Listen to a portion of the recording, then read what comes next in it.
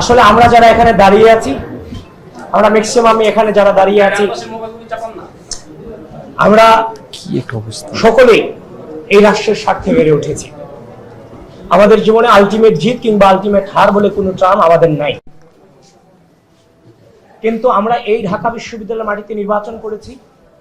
এই রাষ্ট্রের গণতন্ত্র পুনরুদ্ধারের ভোটাধিকার ফিরিয়ে আনবার জন্য আমরা লড়াই সংগ্রাম করে গিয়েছি। এই গণ অভ্যুত্থানে আমরা দৃশ্যমান ভূমিকা রেখেছি। তো আমরা একটি সুস্থ রাজনৈতিক প্রক্রিয়া চর্চার জন্য চেষ্টা করে গিয়েছি, যারই ফলশ্রুতিতে আমরা এই নির্বাচন পরবর্তী সময়ে অনেক অসঙ্গতি আসলেও আমরা ইনস্ট্যান্ট কোনো আন্দোলন সংগ্রামে যাইনি। বিসি অফিস অবরুদ্ধ করা কিংবা বিভিন্ন মিছিল মিটিং করা এগুলোতে আমরা যাইনি। আমরা সুস্থ রাজনৈতিক সংস্কৃতিকে ফলো করেছি এবং যে অভিযোগগুলো এসেছিল সেই অভিযোগগুলো ভিসি মহোদয় এবং নির্বাচন কমিশনের কাছে আমরা লিখিত আকারে দিয়েছি। তো আমরা আমাদের জায়গা থেকে সর্বাত্মক সহযোগিতা করে গিয়েছি। আমরা পরবর্তীতে নির্বাচন করব সেটা বলারও সুযোগ আলটিমেটলি আমাদের মাঝে নাই। কিন্তু আমাদের নির্বাচন যেহেতু করেছি, আমাদের এখানে একটা দায়বদ্ধতা আছে স্বচ্ছতা নিশ্চিতকরণের ক্ষেত্রে। কারণ উমামা ইতিমধ্যেই বলেছে আগামী বছর যখন নির্বাচন হবে তখন কিন্তু এই 9 সেপ্টেম্বরের নির্বাচনকে নিয়ে অনেক পুঙ্খানুপুঙ্খভাবে বিচার বিশ্লেষণ হবে। তো যারই ফলশ্রুতিতে আপনারা দেখেছেন যে আমরা প্যানেলগতভাবে গতকালকে আমরা আনুষ্ঠানিক সংবাদ সম্মেলন করেছি। এখানে যারা আমরা বিভিন্ন প্যানেলের প্রার্থীরা আছি, আমাদের সকলের এই বিষয়গুলো নিয়ে কনসার্ন আছে। যার ফলশ্রুতিতে আমরা আজকে ভিসি প্রক্টর মহোদয়ের সাথে আমরা দেখা করতে এসেছি, তাদের সাথে কথা বলেছি। দেখেন, গতকালকে আমরা মধুর ক্যান্টিনে শত শত সাংবাদিকদের সামনে, গোটা বাংলাদেশ, গোটা জাতির সামনে, এই ঢাকা বিশ্ববিদ্যালয়ের সামনে একটা প্রেস ব্রিফিং করেছি। কনসার্নগুলো জানিয়েছি, নির্দিষ্ট কনসার্ন জানিয়েছি 11টা। এবং ঢাকা বিশ্ববিদ্যালয়ের অনেক টিচারদের সাথে আমরা কথা বলেছি বিষয়গুলো নিয়ে। তারা বলেছে এগুলো যৌক্তিকতা আছে। এখানে ম্যাক্সিমাম প্যানেলের প্রার্থীরা উপস্থিত আছে, তারা সাক্ষী আছেন যে ভিসি প্রক্টর মহোদয়েরা গতকালকের সংবাদ সম্মেলন করে তাদের কোনো ধারণাই নেই। তার মানে তারা কতটা অবহেলা করে আমাদেরকে চলেছেন, এটা আপনাদের মধ্য দিয়ে এবং এই প্রার্থীদেরকে সাক্ষী রেখে আপনাদেরকে জানালাম। একটা বিষয়, যে বিষয়টা কনসার্নের সবচেয়ে বেশি কনসার্ন, সেটা হচ্ছে গাউসুল আজমের নিচতলায় যে ব্যালট পাওয়া গিয়েছে অরক্ষিত অবস্থায় 7 তারিখ রাতে, সে বিষয়টা গতকালকে প্রকাশ হওয়ার পরও তারা সে বিষয়টা নিয়ে ততটা কনসার্ন না, তারা জানেন না।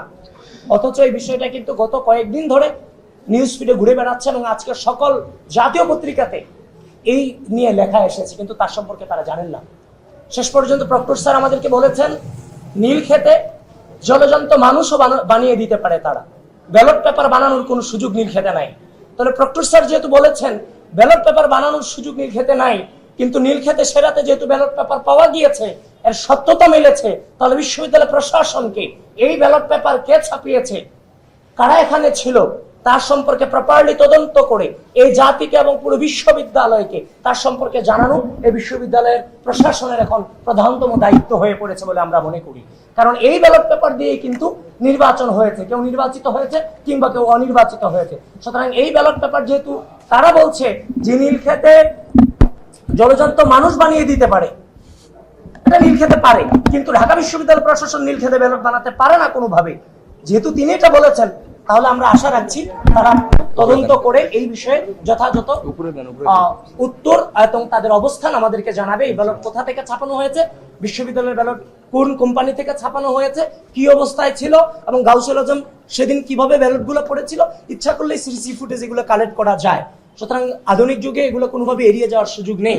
আর আরেকটা জিনিস, ইতিমধ্যে আমাদের অন্যান্য প্রার্থীরা বলেছেন, অন্যান্য প্যানেলের প্রার্থীরা বলেছেন যে ভোট কাস্টিং লিস্টটা নিয়ে তারা যে ধরনের গড়িমসি করছে, আমাদের সন্দেহকে আরো বেশি বাড়িয়ে দিচ্ছে।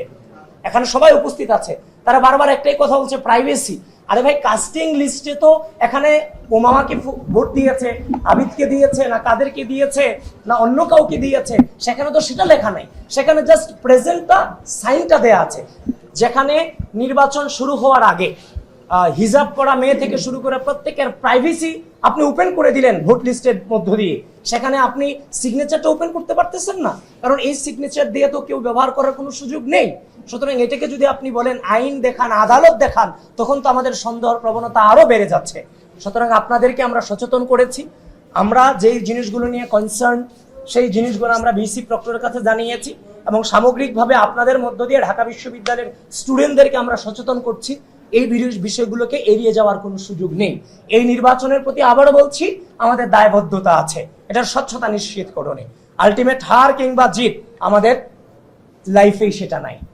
সুতরাং আপনারা আমাদের পাশে থাকার জন্য আপনাদেরকে ধন্যবাদ জানাচ্ছি, এবং ঢাকা বিশ্ববিদ্যালয় প্রশাসনকে অতি দ্রুত, তারা বারবার বলছে, আমি গত এক সপ্তাহ আগে যে আশ্বাস পেয়েছি আজকে এসে ঠিক একই আশ্বাস পেয়েছি, কোনো পার্থক্য নেই।